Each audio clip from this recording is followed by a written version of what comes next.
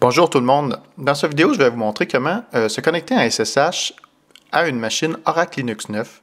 Donc, la première partie du vidéo, ça va être comment de se connecter à partir d'une autre machine Linux. Ensuite, je vais faire comment se connecter à partir d'une machine Windows.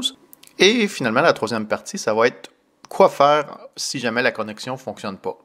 Par exemple, quel service vérifier, vérifier si le serveur SSH est installé et démarré, si le firewall l'autorise, etc.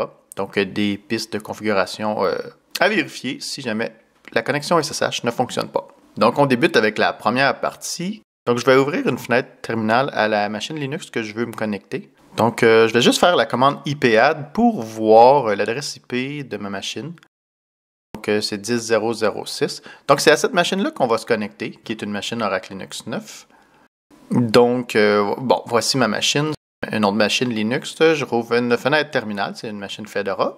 Pour se connecter à partir d'une machine, pour se connecter à SSH dans Linux, c'est vraiment très simple. Donc, dans la fenêtre terminale, vous écrivez la commande SSH, espace, le nom d'utilisateur, à commercial, l'adresse IP. Donc, dans mon cas, user1, c'est l'utilisateur dans mon autre machine. Et 10.0.0.6, c'est l'adresse IP. Donc, lors de la première connexion, ça nous demande d'autoriser le certificat. Donc, pour l'autoriser, il faut écrire Yes. Là, ici, c'est le mot de passe de l'utilisateur. Donc, j'écris le mot de passe et je fais Enter. Voilà. Je suis connecté à la machine Oracle Linux 9. Je peux faire des commandes. ls. J'ai pas de fichier. C'est vrai, c'est une machine fraîchement installée. Donc, mettons ipadd. Vous pouvez faire toutes les commandes que vous feriez en terminal si vous étiez sur la machine locale directe. Maintenant, pour la deuxième partie du vidéo, ça va être de se connecter à partir d'une machine Windows. Dans les paramètres de Windows, il existe des options pour installer un client SSH. Mais là, dans mon cas, je vais y aller très très simple. Donc, je vais utiliser l'outil PuTTY qui est très léger à installer puis à utiliser. Donc, dans un précédent vidéo, j'ai déjà fait un tutoriel pour télécharger et installer. Donc, je vous invite à visiter ce vidéo si vous avez besoin d'aide pour le téléchargement et l'installation. Pour l'utiliser, il suffit de cliquer sur l'icône de PuTTY et d'entrer l'adresse IP en haut dans le hostname or IP address, d'entrer l'adresse IP du serveur Linux. Comme tantôt, donc à la première connexion, ça demande si on veut autoriser le certificat SSH. Donc, je fais Accept, je clique sur Accept. Ici, ça demande le nom de l'utilisateur. Je vais écrire mon utilisateur user1 et je rentre le mot de passe.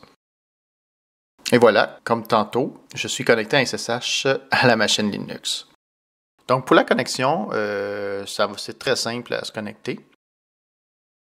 Maintenant, nous sommes rendus à la partie « Si ça ne fonctionne pas, c'est quoi qu'il faut vérifier? » Donc, si vous avez essayé de vous connecter à partir d'une machine Linux, puis vous avez un message d'erreur « Connexion Refuse », c'est probablement que le service, soit qui n'est pas installé, soit qui n'est pas démarré. On va aller voir comment vérifier tout ça. Donc, on retourne sur la machine qu'on veut se connecter à SSH. Donc, on va aller faire un petit diagnostic pour essayer de voir qu'est-ce qui nous empêche de nous connecter à SSH. Donc, la première chose qu'on va vérifier, c'est valider que le serveur SSH est bien installé. Normalement, par défaut, lors d'une installation d'Oracle Linux 9, le serveur SSH est installé, mais admettons que vous l'avez décoché ou pour X raison, il ne s'est pas installé. Donc, voici les commandes pour installer le serveur SSH. Donc, pour l'installer, on va faire la commande sudo pour avoir les droits d'admin. DNF qui est l'outil pour gérer les paquets dans votre système. Donc, par exemple, installer ou désinstaller un paquet. Install, c'est pour installer. OpenSSH, c'est le nom du paquet que vous voulez installer. Ensuite, espace OpenSSH-serveur, c'est un autre paquet qu'il faut installer.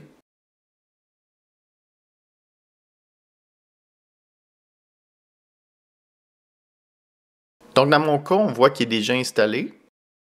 Si jamais ça n'aurait pas été installé sur mon système, il m'aurait demandé de l'installer, puis il m'aurait demandé de faire yes pour autoriser. Donc, il suffit, si c'est votre cas, juste faire yes, puis les paquets vont s'installer. Ensuite, l'autre piste à valider, c'est le statut du service SSH. Donc, pour voir si le serveur SSH est bien en exécution, donc on va faire la commande suivante. Donc, sudo pour avoir les droits d'administrateur. Systemctl, c'est le programme pour gérer les services dans le système Oracle Linux 9. Statut, c'est pour voir le statut du service.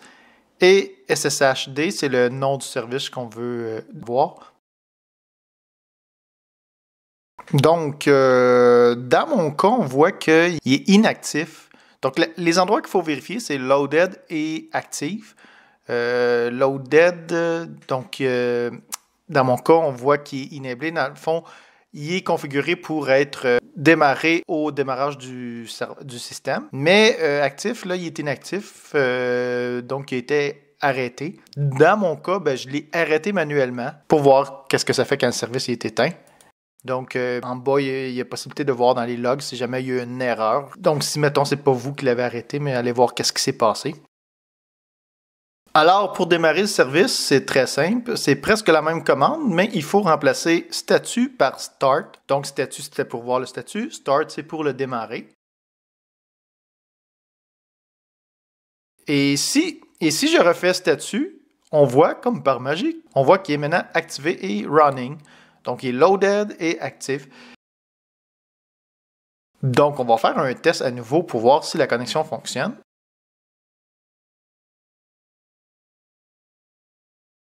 Et voilà, maintenant je suis connecté, ça fonctionne à nouveau.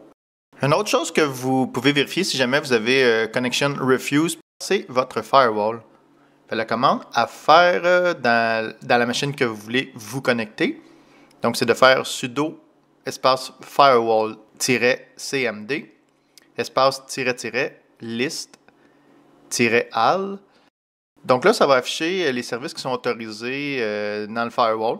Je vais juste vous rappeler que c'est une utilisation très basique du firewall. Je prends pour acquis, mettons que c'est une nouvelle machine installée ou que vous n'avez jamais trop modifié le firewall sur votre machine. Par défaut, il y a juste la zone publique, donc il y a juste une zone, mais il est possible de faire une config beaucoup plus avancée avec différentes zones, etc.